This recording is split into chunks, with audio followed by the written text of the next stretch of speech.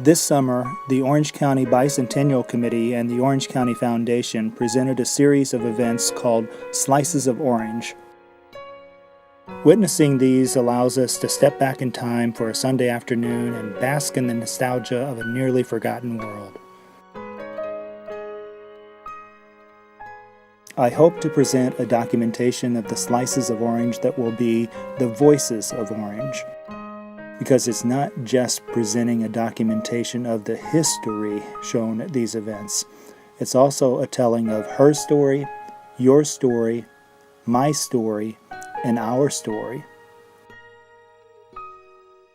The living memory of older people gives voice to the common folk. It's exciting to be able to preserve and share these conversations and oral histories in what I hope will be a genuine living history that is immediate, tangible, and relevant for many generations to come. I hope my work can somehow convey the appreciation these folks have for growing up in a tightly knit rural community, because this community pride was the dominant theme for me at each one of the events.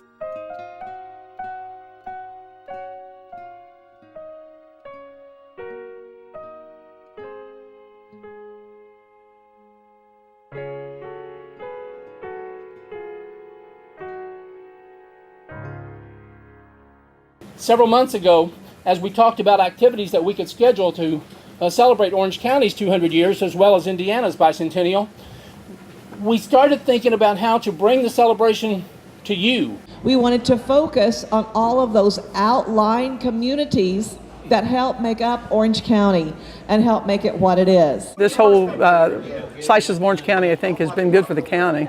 Like, you go back and reflect on all the little towns around, all the little schools and the churches that were once here and things like that. You see that things have progressed, but in a lot of ways we're still the way we were 100 years ago, 50 years ago.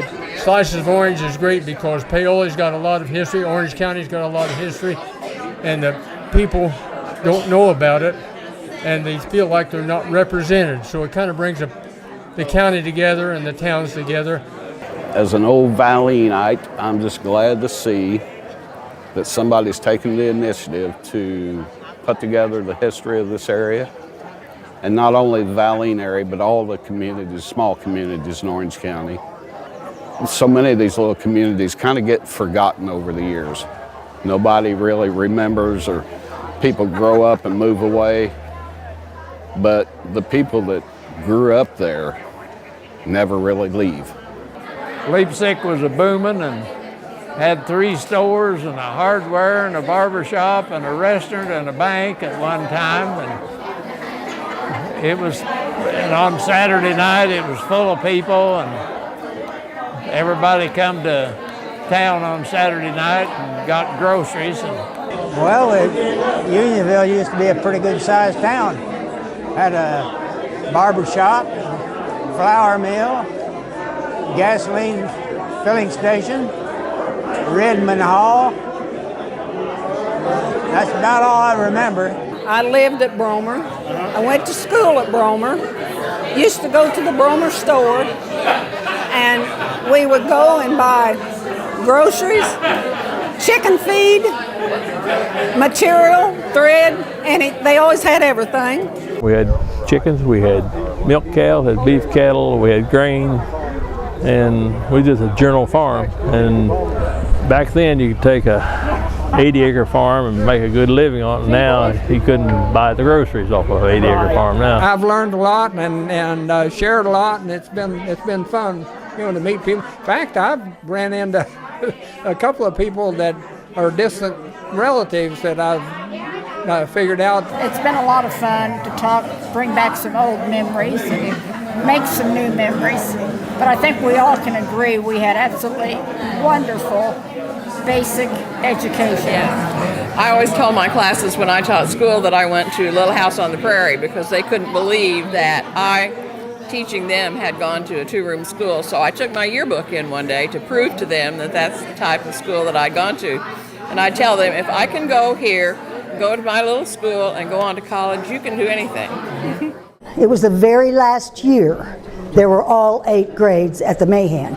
So when I tell my grandchildren this story, they think I'm back in Little House on the Prairie days. So, maybe I was. I didn't know. It was cool, though. So the roots from Syrie and from all of Orange County have produced seeds that have sprouted all over the world. And I think we need to take great comfort in that, knowing that those same strong qualities that our ancestors and our relatives from the 1800s and the 1900s and onward are actually our roots that are going to be taking care of the world ahead of us. There are many memories that need to be shared.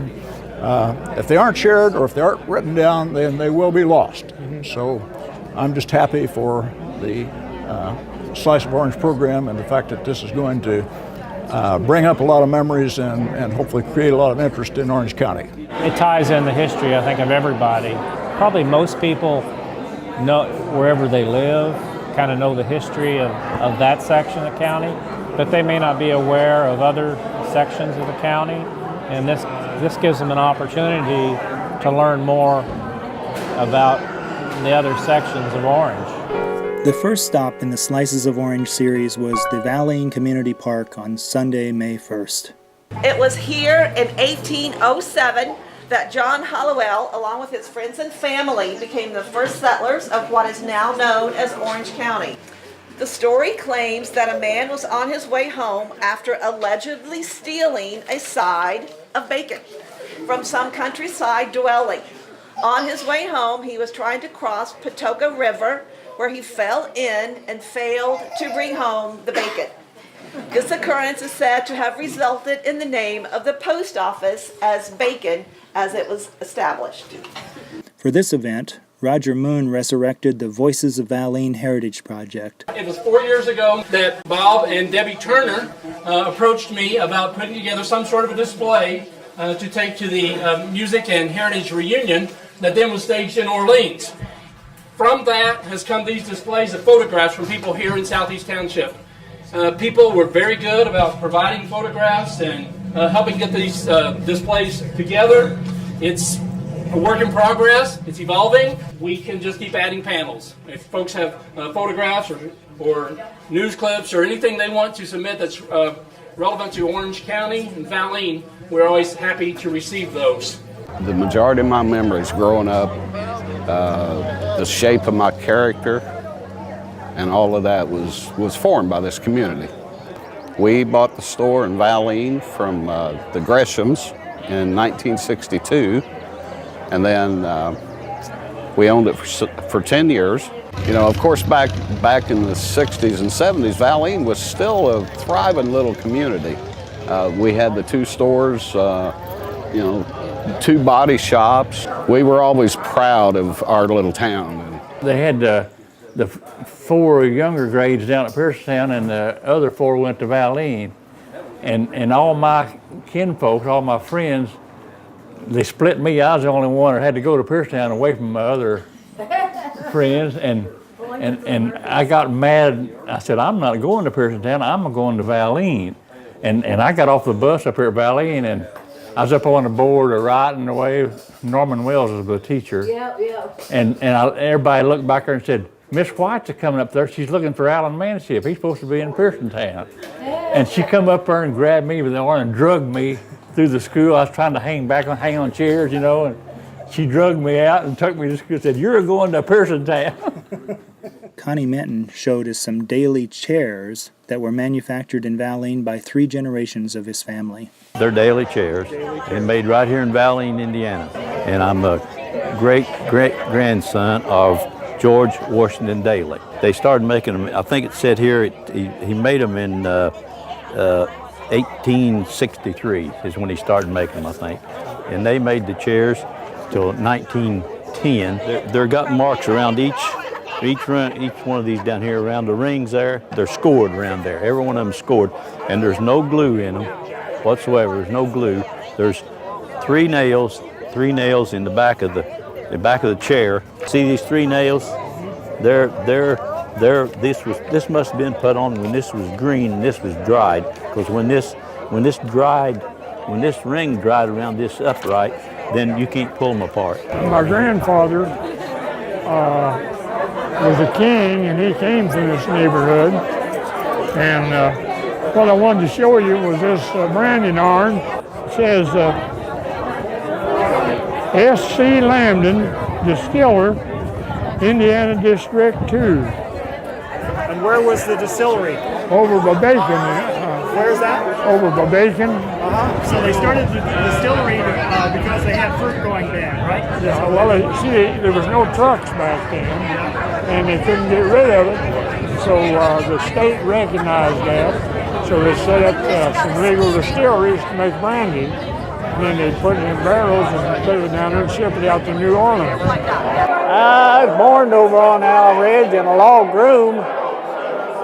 And what year were you born? 1931. 1931. September the 7th. Yep, seen a lot of changes. What are some things that you remember about it as a boy growing up in Owl Ridge? Oh, working hard. Very little money. We always had enough to eat and wear. Everything was paid for. I've never figured out how they done that. They bartered a lot. They didn't handle much money. My grandfather was raised in he was born and raised in Greenfield Township. His father died when he was 10 in a logging accident, and he fell in the water in January and got pneumonia, and all their kids were passed out to different neighbors. The Joshua Wienick family took him, and on the 1900 census he was listed as an indentured servant because he was working for his board and keep. I don't have any of the real early history of my grandfather other than my daughter now has some maps of the area around Paducah Lake that at one time about half of it was owned by the Eastridges, which was my grandfather's name, Ed Eastridge. So I'd like to keep in touch with the genealogy and learn more about the history. About 3 weeks before the first Slices of Orange event, Roger Moon created the Slices of Orange Facebook page. As pictures and information about each Slices event began to appear on this page, a lot of interest was generated. It allowed persons living outside of the area to contribute to the conversation and become a part of Slices of Orange. And I feel the use of this social media page played a big part in the success of Slices of Orange. The Facebook page now has over 1,200 members. I think Facebook has been great because I've enjoyed, you can linger and not have to feel rushed and enjoy all the wonderful pictures that have been shown on Facebook. The second of the Slices of Orange open houses took place May 15th at Lynn School. This one-room school in the east part of the county hosted area residents from the farming community of Millersburg, Stampers Creek, Chambersburg, and Rigo. It was here that the farming industry in Orange County planted its roots. Stampers Creek is known to be the supreme area for farmland throughout the county. Corn was an abundant crop, just as it is today. With that being said, there was not an outlet for it to be traded in the world market when early residents were harvesting it. Therefore, bushels of corn were cheap to buy and easy to make a profit out of by distilling it. At this time, whiskey flowed so freely throughout these parts. Many people came from all over to purchase the whiskey that only cost 12 to 20 cents per gallon at the time. Brandies were made here as well, making that even more popular. When we moved into Stampers Creek Township, I had a rude awakening, so when I started first grade, I go to country school with an outhouse. And it was not, I was a little prissed. And I did not like that. I didn't want to go to school. I wish Ronnie King were here. I love to tell this story when he's around. He was an 8th grader, or a 7th grader, and Leon was an 8th grader, and I was not a very big 1st grader. I barely could make it to the step on the bus. They stuck me in a potato sack. Those big junior high age boys stuffed me and held it closed, and me just a kicking and a squalling and a carrying on. Can you imagine? The story I'm going to start with is one Sam McCoy told me. Sam McCoy and his brother George go enter the Chief up to 56, take a left. Second place up on the left. I was 58 when I moved to Millersburg in Pumpkin Center. I was 10. And Sam was, I don't know how old he was. I expected he was 80 then anyway, maybe more. But I'd sit there on the front porch of the old Millersburg store and he'd tell me stories. I always liked to listen to him. I listened to them all. But anyway, he said when he was a boy, the turn of the century in 1900, he said Millersburg had 3 saloons in it. And he said he sat there one night and watched 2 men almost beat themselves to death over a plug of tobacco. He said they beat themselves on it, they couldn't do no more. And he said that happened regularly pretty well every night in Millersburg. So. My grandpa was Moody Freed. And I've got some pictures here I brought in if you all want to look at them here in a little bit. He bought that store from a lady named Sarah Hurd in February of 1932. And he deeded it over to Floyd and Essie Mae Terrell in November of 1962. And Moody was married to a gal from Arkansas. Now how he got to Arkansas, my dad told me, my dad's Francis Nicholson. He said that Moody was logging down in Arkansas. And he come across Audley Sloan, and they got together and he brought her back to Indiana. And they had 3 kids, Harold Freed, Essie Mae Terrell, and my mom, Helen Nicholson. And Moody used to lay on, we used to call those liar's benches, those big long benches. And he used to lay on his arm and he'd lay there and take a nap. And he'd lay there and somebody'd come in and say, Moody, I got 50 cents worth of gas. And Moody'd say, that's all right, just put your money on the counter, I'll get it later. And he just never got too excited about anything. I went to school at Mahan and Lynn. Well, when you got through the 3rd grade at Mahan, you graduated to Lynn, which is 4th through 6th. Well, every couple times a week, as the school bus brought the people over here, everybody been at Mahan got on a bus, the rest of them went to town. The others come over here, well, he'd stop at the store. Let us out, and we'd run in there and get candy bar, potato chips, something like that if we had any money, which most of the time we didn't. But anyway, I went flying in there one day and I happened to have a nickel and I got my candy. And I got ready to run back out the bus and I seen a nickel in the floor. Boy, I dropped down, I tried to pick it up, couldn't pick it up. Now, probably Gil remembers it, but he had took a nickel and soldered a bolt to it, and then just carved around the floor enough for that nickel to set flush with it, run a bolt down through one of there and bolted the darn thing down. Back through the fields we go, heading for Aunt Ruth's. Leo and Lowell Cornwall, Kenneth Wayne Trinkle, and Helen, Howard, and Curtis Wolf will meet us there. I'm not going to read about Kenneth Wayne, but he was our Major League Baseball player. Over the hill and through the woods we go. We take a little time to swing on a grapevine or 2 since the first bell hasn't rung yet. It rings at 8 o'clock and rings a lot longer than the last bell at 8:30. That's so we can all hear it. We're walking from all directions to get to Mahan. We're at Lynn School now, and this is where I went to 4th, 5th, and 6th grade. My teacher, Mrs. Mary Ballard, taught me how to knit in the 4th grade. And it was, I would rather knit than play outside. Tell us a story about the doorknob. Oh, now this was at Mahan School. And when we would have like a storm, the wind would blow, the door would not stay shut. So Miss Desi would tie a rope on the doorknob and the boys would hold it shut. The girls didn't have to, they weren't strong enough. It was 1st, 2nd, and 3rd grader boys. For the 3rd edition of Slices of Orange on June 5th, it was back to an old school once more, to the Leipsic Community Center, featuring Northeast Township, Leipsic, Bromer, and Pumpkin Center. The beginning of the settlement in the Northeast Township dates back to 1811, when Frederick Phillips being the first known settler to reside here.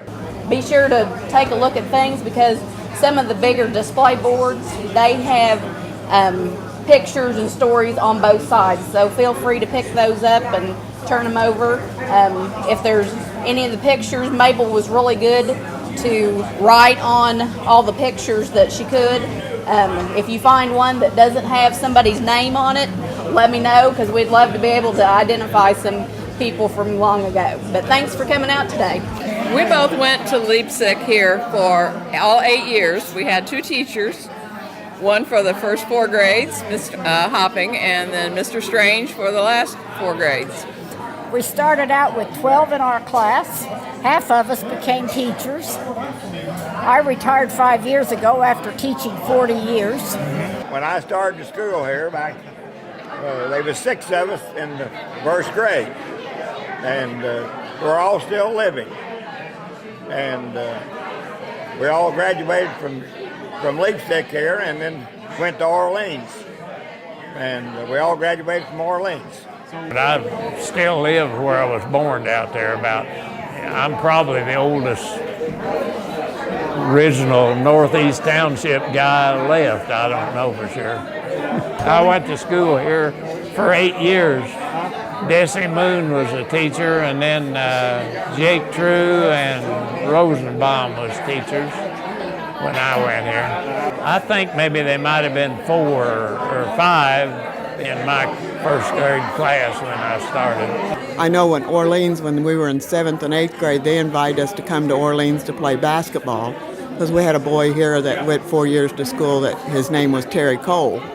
Very good basketball player, but Terry wanted to play football. And so Terry did not go to Orleans to school. They moved to Mitchell so he could play football. And I can remember where he sat. He sat in the back of the room, and he sat on a bench that come out of a school bus with a big desk, because he was much taller than the rest of us. Terry graduated in 64 from Mitchell. 64? 64. Okay. All right. And went to IU. And then he went on to play professional ball. And when he came down with cancer, he called and he says, "Martha, you got to help me." And the one thing he wanted was all of the kids that he went to school with in Leipzig to come up to see him. But my husband and I made several trips to Indianapolis to see him when he was sick. What do you think about this gathering here today? I think it's very nice. I'd like to learn a little more. What would you like to learn? Well, for one thing, there was a church at Bromer, and we can't find any information on it. It was torn down, and I'd like to have a picture of it. I'd like to see some more about the church that was at Bromer. Everyone involved in these slices of orange seemed to have made a personal investment of their own family heritage by sharing photos, stories, documents, and memorabilia about the small villages and towns that nowadays may or may not appear as dots on a map.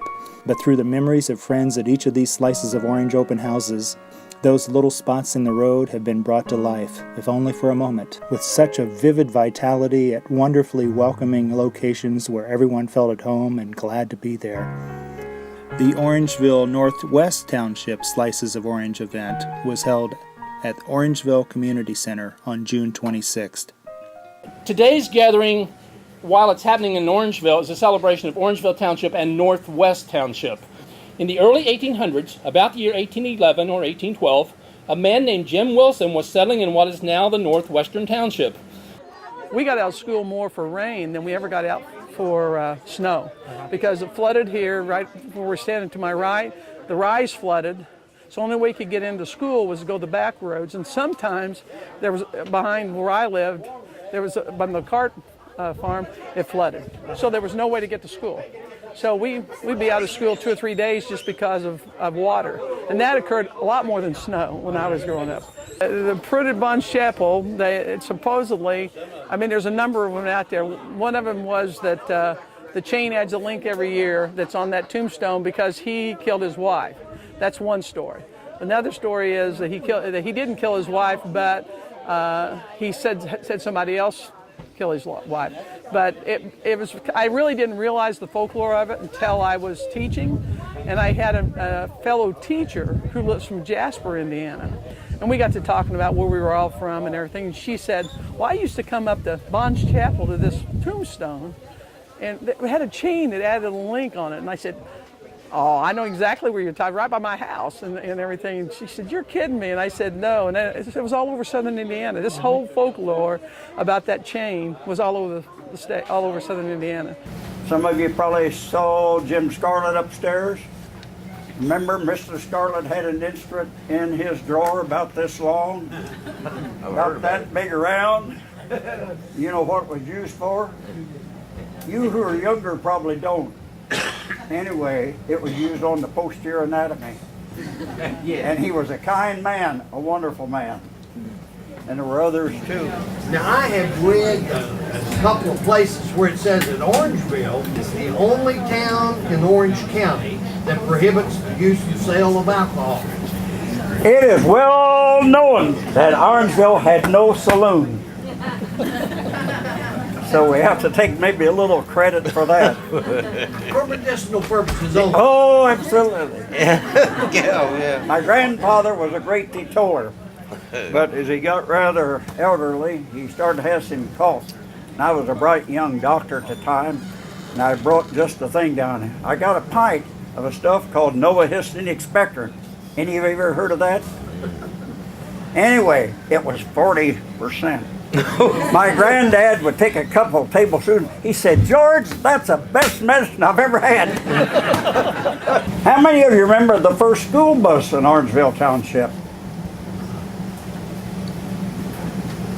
It had to have been horse-drawn, wasn't It was. Guess where it was built at?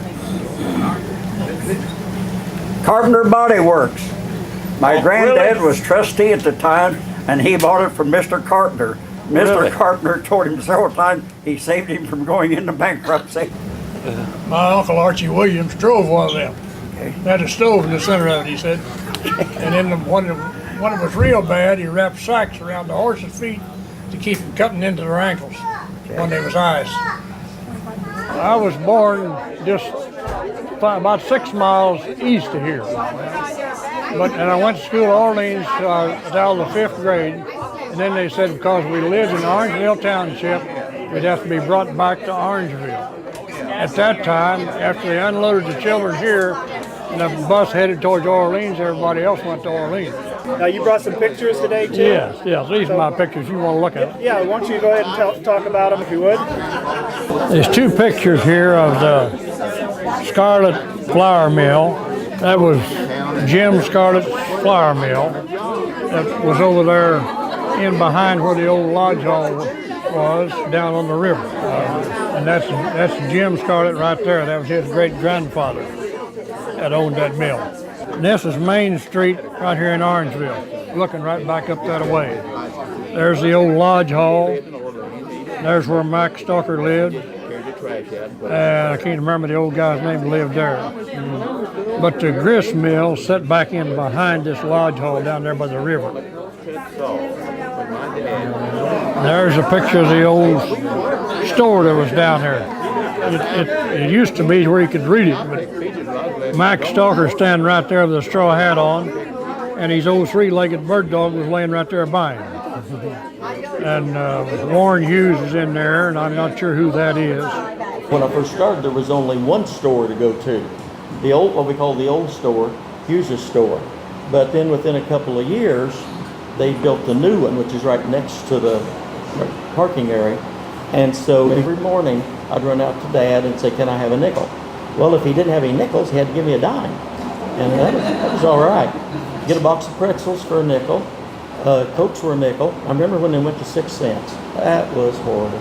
Oh. And there, under the bluff, the determined couple were made man and wife, and mounting a couple of horses hitched conveniently near, they left for the country. The marriage of James Scarlett and Mrs. Belle Taylor unfolds a pretty romance of the famous Lost River region of Indiana and marks the end of a family feud which had existed for 50 years. When I was little, I thought the whetstone factory where Daddy worked was the only whetstone factory in the world. I didn't know there were others. And after I started giving tours at the French Lick Hotel, West Baden Hotel, I found out there were a lot of whetstone factories around here. There's apparently a ridge of whetstone that runs along the Vincennes Road north of Lost River, and there's another one that runs on the south side of Lost River around Red Quarry and Mount Airy. And they had a lot of whetstone factories along these 2 ridges. Whether this is actually the oldest continuously operating business in Indiana or not, I will leave you to decide for yourself. But either way, it has been a very important part of our local history and economy. And like I said, I've got some pictures in my book.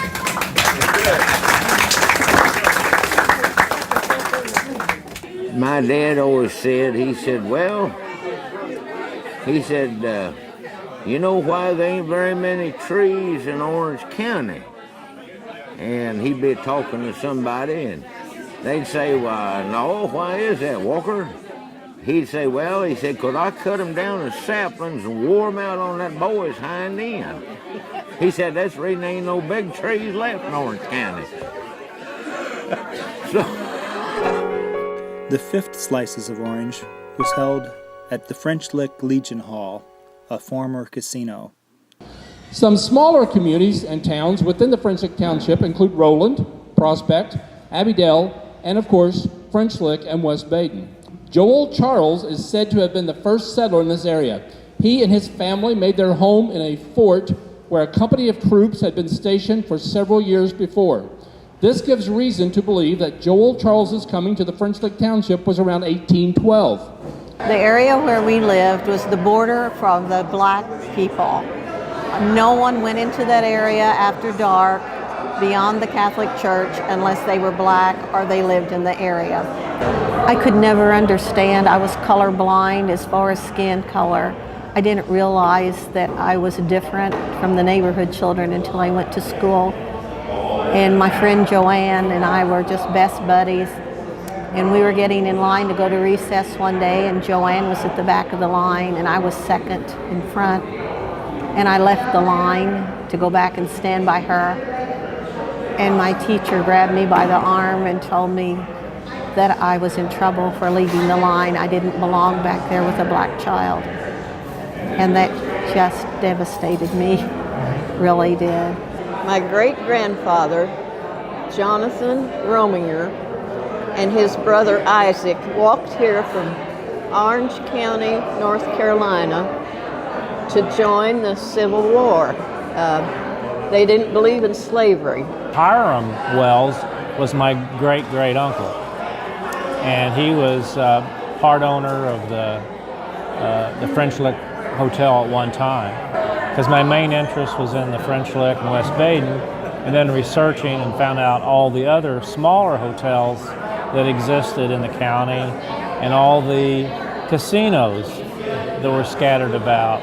And just like in this facility, this was originally the Elite Club, the casino, and the Gorge was originally a casino. I will tell you some of the items that I've brought along. The maps that you may have seen, the flat white maps, those are Sanborn fire insurance maps, and for French Lick and West Baden, those are available for 1906, 1913, and 1925. And I was able to get copies of those, and I had them cold laminated, and it's really helped me with my own research to locate where many of the former rooming houses were located, you know, whether a building was an SAL, which means saloon. If a building has an X across it, that meant it was a stable. So it's kind of fun to see those and see how things have changed. So he gets him a cold Coke and a ham sandwich. He says, "Where are you from?" He says, "Oh, I'm from a little town up in Indiana." He says, "Well, where in Indiana?" He says, "Oh, it's a place called French Lick." He says, "Is that right? Do you know so-and-so?" He said, "Well, yeah." He says, "How about so-and-so?" He names about 3 names, family names. Then he says, "How do you happen to know those people in French Lick?" He says, "Well, I've been to French Lick." He says, "I'm going to have to take my medicine now. I got to go inside. But if you need anything, you just ring the doorbell and the butler will take care of you." So after a while, Penny gets these palm trees sawed off, and he's really thirsty. So he goes up and rings the doorbell, and the butler comes down and he asks for a Coke. He said, "By the way, who was that real nice man who was out here a while ago?" And the butler says, "You mean you don't know who that is?" "No, who is that?" He says, "Well, that's Al Capone." Painter Creek Cafe hosted the 6th Slices of Orange for Jackson Township on July 24th. We're here in Jackson Township today celebrating the township, Newton Stewart, Elam, and Ellsworth. Elam was a small community that thrived in the early years of Orange County. Along with Ellsworth, these two small communities were central meeting places for the people who lived in early Jackson Township. Along with Elam and Ellsworth, there was a town in the extreme south of the township that went by the name of Newton Stewart. The man in the picture is my great-grandfather, Thomas Andrew Parks. The initials on the little tokens are TAP. He owned the general store at one time in Newton Stewart. If you brought in eggs, let's say, and you wanted to trade with him, he would pay you in tokens, which of course caused you to go back to his store to spend them, or he would pay you less if you wanted government money. I have some pictures of the old building, the old house that Cap Swift built. He was the commander of the Jackson Township contingent of the Civil War. My great-grandfather Morgenroth bought the property when Cap Swift lost it in a horse race gambling deal. The old house burnt down. When it started burning it still had a shingle roof that caught fire up here and was burning down. And I can remember seeing my mother standing here throwing furniture off out of the house with flames behind her. And Dad got to her and got her out just in time. As he come up out of the basement, he had these boxes with him, and I didn't know what they were till he gave me one of them and told me that he said that he was saving them because they came across the ocean on a sailing ship with the first Morgenroth family in our line, or his line. Now, that Captain Swift that you mentioned, was he the man who had the big racetrack? Yeah, William T. Smith. Okay. He preferred to be called Cap after he come back. Now, everybody called him Cap, Granddad said. Aren't there two bridges that they were not able to remove under Patoka before it flooded? There's an old concrete bridge south of Elam that went north, and it wasn't removed. And I don't think the old iron bridge at Elam was ever removed. Okay. But the Newton Stewart Bridge was? Yes. Okay.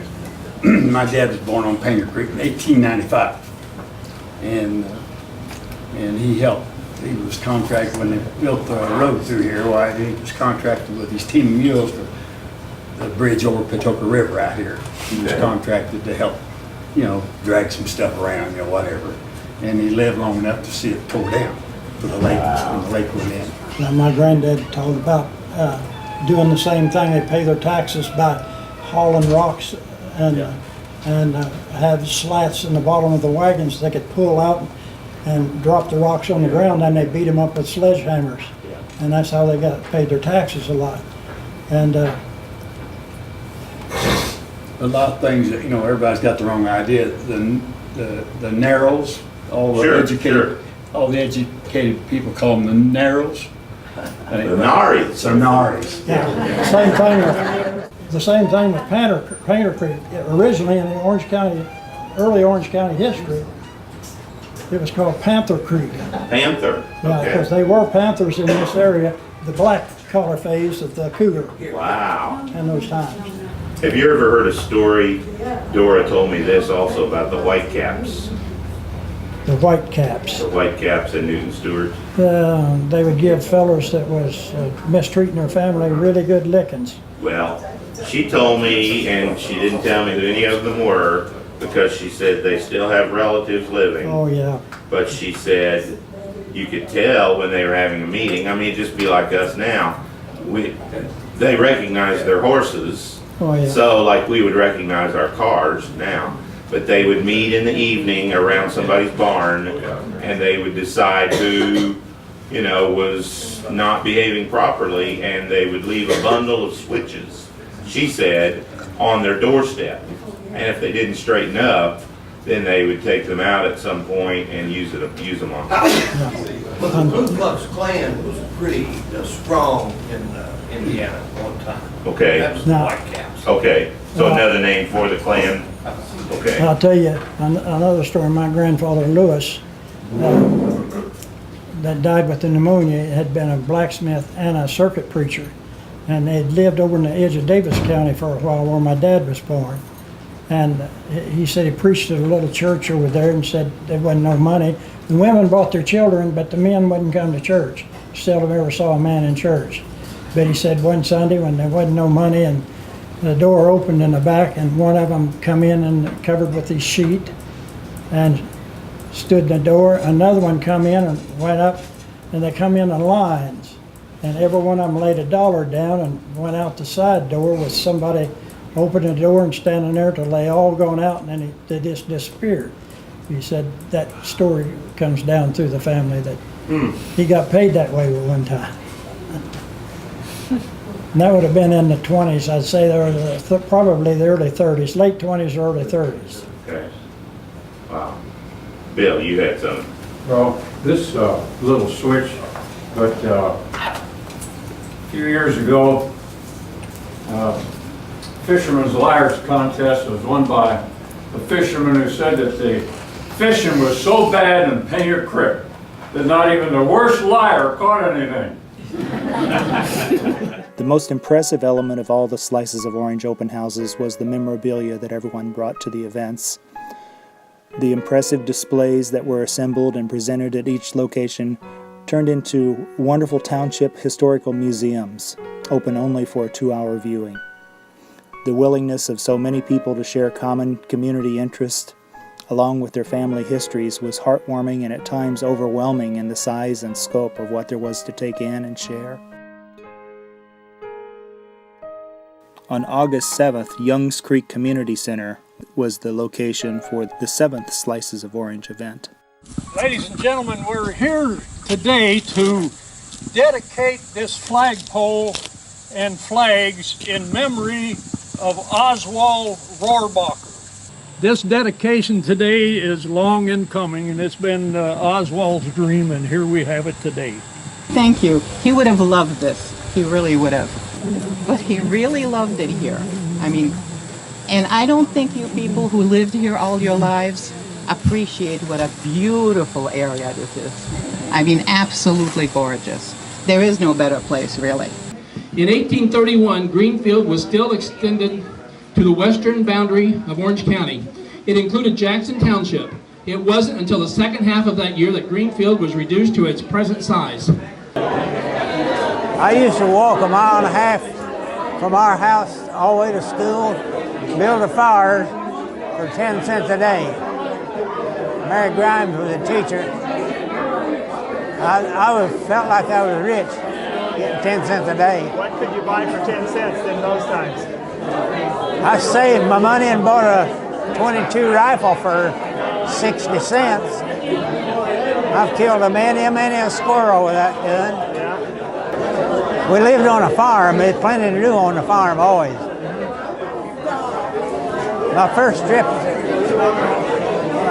to Paoli Square to Carnival, we rode in a jolt wagon, an old farm wagon. And we parked right on the upper side of the square there by the doors. And the carnival was going on.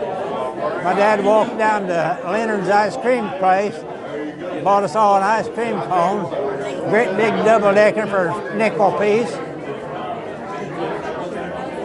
I remember riding back home in the wagon. My great-grandparents, grandparents, and parents all owned a local store. So I got a lot of memories from the store. Most people traded in there and bought groceries and everything. We sold feed and gas and kerosene. It was like a mercantile, actually. And anything you would buy shoes in there. So ammunition, guns. The store sold about everything back then. Back when we lived here and we were young, Glendon Raleigh was the trustee of Greenfield Township. Well, he owned all this land that this building and everything was on, and him and my daddy once a year would get out and pile up big brush pile. And then on a certain night, we would let the apples know that we were going to have a winter roast. Well, they would bring in all kinds of hot dogs and marshmallows and buns because they knew. Well, when they lit the fires at night, you could see the flames from Paoli, from 37, and people would come from miles, Crawford County, English, to see what the fire was. Well, when they seen what it was, they would go to the store, and that's when they made a good business. Because they sold all kinds of hot dogs and marshmallows, and we'd have a big party, and it was really fun. I can remember we had one of the first TVs, and my grandmother had one of the first TVs, and all these people in this group here would be in our living room watching TV. Little 12-inch or 14-inch TV, black and white. But since it was the only TV around, it was quite common for that to happen. I remember we had the only well in town that didn't go dry in the summertime. And everybody would come to our house to get water during the summer because our wells still worked. I lived here until 1957, but I've been back, but I haven't seen a lot of these people that I went to Youngs Creek School with until today, and it's kind of nice. In the early days, we had to walk to school, and one thing I can remember, back before busing was ever heard of, I was bused over to Lowell School on the other side of the township so the school could stay open. I think this is a very wonderful event. Like Lynn, myself, I left here right out of school and went into the military where I stayed for over 20 years. Mom used to say I'd have to get my bottle filled because every time I come home, I'd have to come to Youngs Creek and visit Darvin and Larry's dad at the store and go around and visit all the people, which I enjoyed doing. Our house was directly across from this building, right there where the tree is. And growing up, the cemetery was our playground. And I learned to drive in the field next to us here on the tractor. And our playground was running up and down these roads of Youngs Creek, and it was a wonderful way to grow up. I treasure all of our memories. My dad owned Grimes Lakes and had a sorghum mill, and my mom his name was Calvin. My mom was Mary, and she taught school here at Youngs Creek. We were just open in the summer, and for $1 you could fish all day. And many, many people came and fished all day and got tons of fish. And the sorghum mill, I saw in the article, it said one time my dad made 7,000 gallons of sorghum one year. And he had done it since he was little. His dad had done it in a kettle. The Orleans farming community was featured at the 8th Slices of Orange at the Sari Christian Church. Situated just about halfway between the towns of Orleans and Paoli is a small community named Sari. At one time, this thriving neighborhood was home to many people. Now, it is mostly used for its prosperous farmland and the ever-growing Sari Christian Church and its activities. I have very fond memories of the Sari community and many people that lived here. I brought along a few things that our family has had for a long time. This is a picture of my great-great-grandfather and his homestead and a few of his children. And this is a picture of my great-grandfather's homestead that he built several years ago, and then my grandparents lived there. And this is the barn that we had and shows my grandfather and a couple of his brothers back when they had horses. And I remember the barn. I vaguely remember when we had our last team of horses. Those photos I reflected show simply families hard at work, in love with the land, and going through life taking care of each other. They show kindness for the animals and the earth and their neighbors. They show pride, but pride with humility, a down-to-earth grit for a job done right. They show common sense And probably most importantly for any farmer, resilience. A never give up attitude with a dose of good judgment. They show trust, honesty, responsibility, and independence. Those are things I learned growing up in Syrie. I've been in the Syrie neighborhood here since 1943. My folks moved up here, and my dad, that's in Virginia, and I was about a year old there. And then there's... You haven't changed a bit. There's Dad on a load of hay with a team of horses and a shock and wheat. And then we was talking about tobacco. There's the tobacco setter. And there's Barry and Donna, my son and his wife, and then my sister Sue and Dad. And up on the fender was Jim Williams, my brother-in-law, and that's one of my younger sons, Gary, Bo we call him. Yeah. And then there's some of his tobacco. He raised tobacco when he had his funeral. They said that he had grown tobacco for 78 consecutive years. Yeah. We were talking about threshing. Threshing? Okay. Did the neighbors come and do Yeah, that? Or it was a community thing. I mean, everybody got together, and the threshing machine started on one end of the community, and it just moved down the road. So you just took care of each other? Everybody took care of each other, and the women all got together and cooked the chickens. It's like the Amish now. Yeah, just about like the Amish do today. The Amish have just not kept up with us. Dad worked his first horse out for Baylor Darty's dad, Win Darty. He bought his first horse at $120, and he worked him out at $1 a day. He worked for 120 days to buy his first work horse in Virginia. And when he moved here, he brought that horse and another mare. He brought a team of work horses and 3 Jersey cows when he came here from Virginia in 1941. We did not know we were poor. No. You know, there were 5 of us, and my dad farmed 35 acres and helped his mother provide for her on the 64 acres that she had, and supported us all. We took 1 or 2 loads of livestock to Louisville every week. Every week. He'd bring feed and seed back. He'd Yep. take livestock down and bring feed and seed back, and our clothes were made out of the feed sacks. Sure. Of course, Karen and I graduated from high school together, and so we were born around 1944. I'm going to go back that far. Daddy was overseas in World War II. And the 40 acres just north of his parents, which was just beside where my great-grandfather, the farm was, that he got, came available. And Daddy was such a homeboy. And Mother sent him a letter, he was in Belgium, and said, should I buy these 40 acres? And by the time the letter came back that says, heck yes, buy it, she'd already bought it. And we still have that farm. And so we grew up on those 40 acres.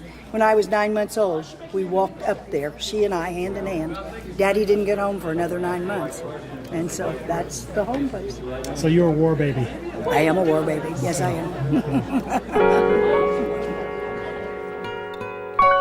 The final Slices of Orange was held at the Paoli Friends Meeting House on Thursday, September 8th.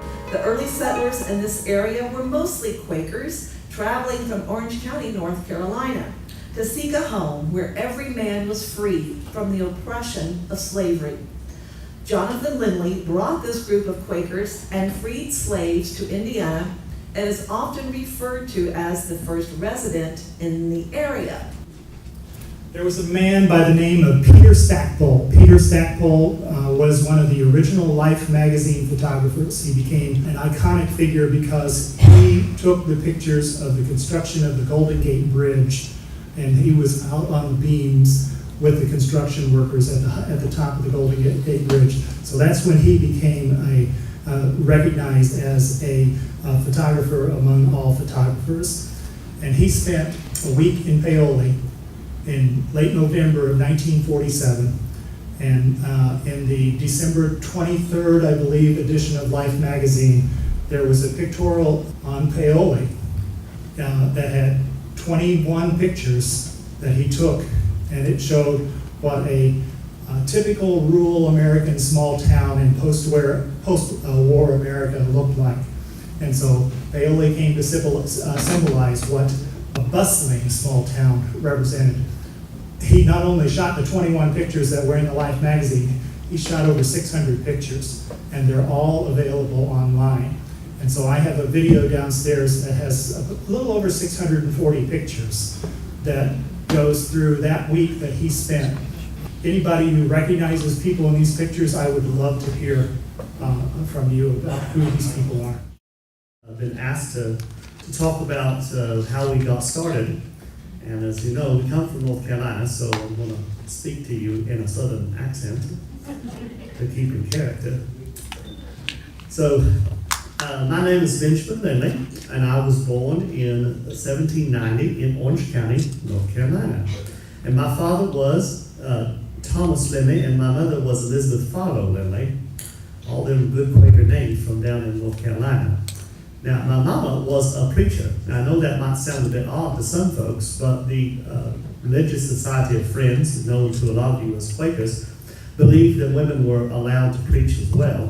And mama made a lot of trips around on what she would call a leading, and she would travel to other friends' meetings, and she would preach there. My husband and I had Hoosier Hardware for 30 years. We built the building that's there now. He and his dad had it on the square. Yep. Where was it on the square? That little bitty place was next to the dime store. I think it's still the oldest continuing business in Orange County. I mean, it wasn't always Hoosier Hardware, but it's always a hardware store. I brought from my great-great-grandfather Kibler and my great-great-grandfather Brown all the way up to me, and my mother and my father, and the class of 64. This is the class of 1936. Basically, my mother and dad, he was on the basketball team. No, that's not the class play. So the ladies here. It was a Paoli delegation to the Press Association Corporation. There's names on the back. I'll say Imogene Stalkup, Jessie Stout, Judy Dillard, Adeline Stout, Becky Monahan, Thelma Farlow, Mary Frances Montgomery, Ethel McKittrick, Frances Underwood, my mother Mary Louise Farrell, and Martha Barclay. My grandfather's brother started the Brown Garage that's on the square. My grandmother and grandfather would drive down, I think, to New Albany or Louisville and get cars and drive them back up. I think they drove the cars in from the back side. Yeah. And the roof of that building is rounded. It's what was Norman's clothing store whenever I was growing up, and now it still has the garage above on the top part of the facade. And it was a Model A, Model T dealership. My stepfather was Joe Wilson, and these are stories that he told me of the early days of Paoli Volunteer Fire Department. They first started out businessmen, volunteers, with a hand cart and a hand pumper. In early 20s sometime, they bought a Model T Ford fire truck like this one here, and it was kept in the back of this shop. His dad, J.P. Wilson, who was a contractor that poured the concrete and put the gravel on the square in Paoli, built a lean-to shed for the Model T Ford.